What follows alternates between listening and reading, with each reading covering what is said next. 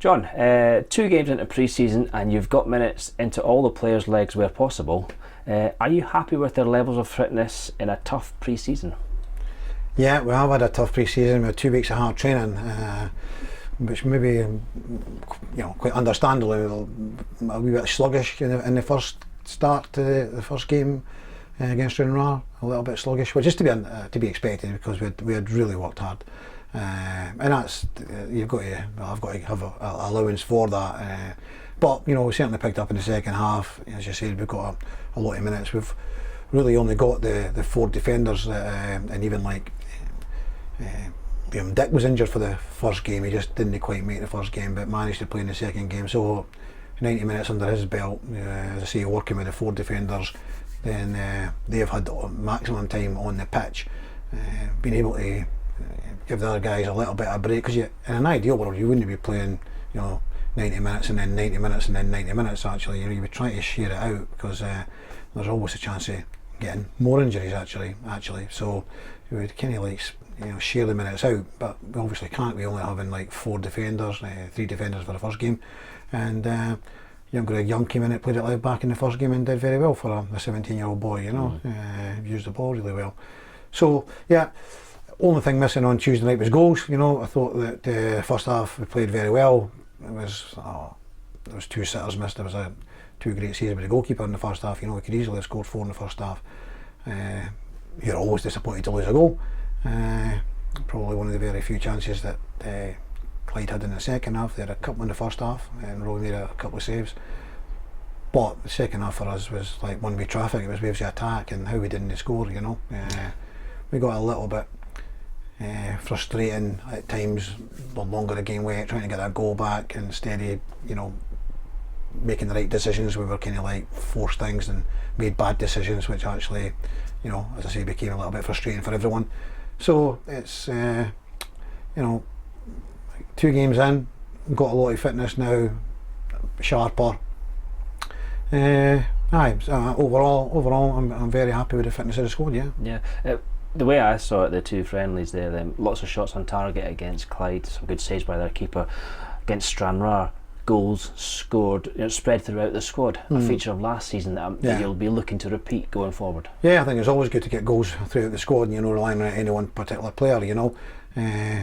James will be a little bit disappointed that he's not at the back of the net yet. Had a great chance against Clyde on Tuesday night, and he had a few shots in the game against Stranraer. So the goals shared out. Good that Louis scored 1, assisted in 1. Regan Tumley put a great ball in.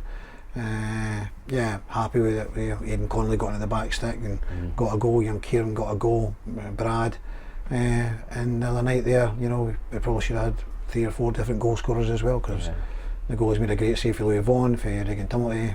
The 2 ones that were Aidan and James should have scored in the first half, and there was a number of balls across the face of the goal that we should have been getting on the end of. So I'm glad that we're creating all these chances. Didn't take them on Tuesday night, but as long as we're creating them, I'm sure they'll go in. This Saturday, of course, it's the return of Laurie Ellison and Grant Murray with their Queen's Park team. It'll be good to see your former players and the Rovers management team in a match situation, won't it? Yeah, very much so. I mean, I certainly brought Grant to the football club and Laurie for his second time around. So both excellent, football people, characters, football ingrained in them, and really good professionals who were great in the dressing room, great on the pitch, had great examples to any of the young players. And I'm glad that they've kind of joined back up together again.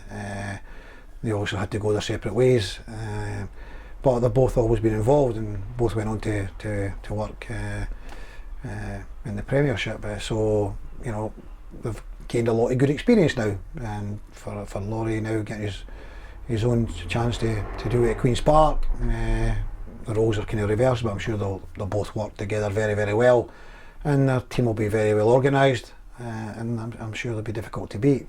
Both of them being defenders, they're probably liable to set up in that kind of way.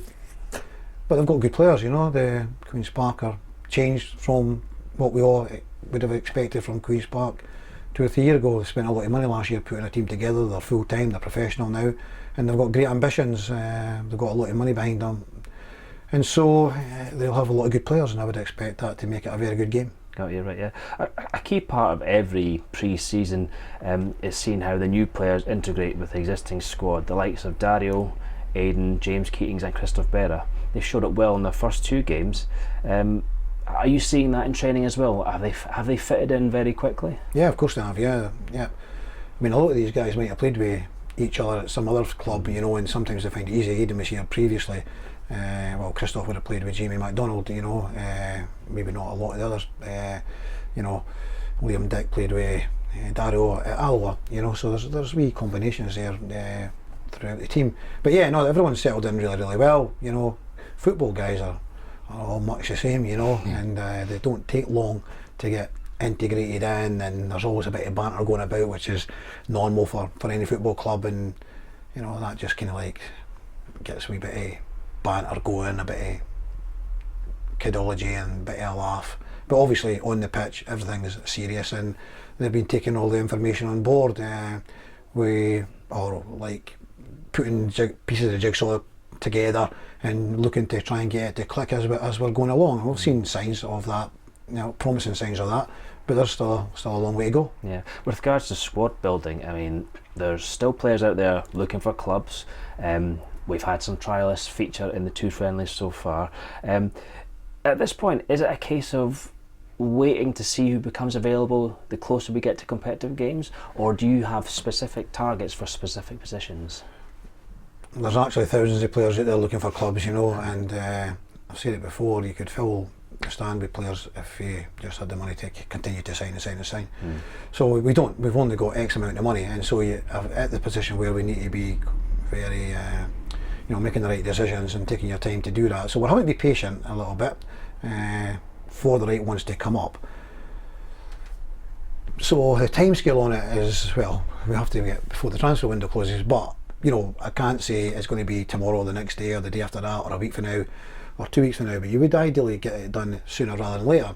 But I'm not rushing into things, because there's no point bringing somebody in here that, you know, I end up making a rush decision and then looking back on it in 2 or 3 months from now and saying that, you know, it was the wrong decision. I've got to try and get that right, because we can't afford to, you know, kind of like waste money. So we've got to be very prudent. We've got to make sure that we make the right decisions. So the right ones have not quite fitted in yet. So we're still, you know, I know exactly what we're looking for, and we have been looking for it for some time now. And you know, behind the scenes, I know that, you know, I've got one like agreed, but I have to wait on things falling into place, and that maybe a week or 2 weeks from now, you know,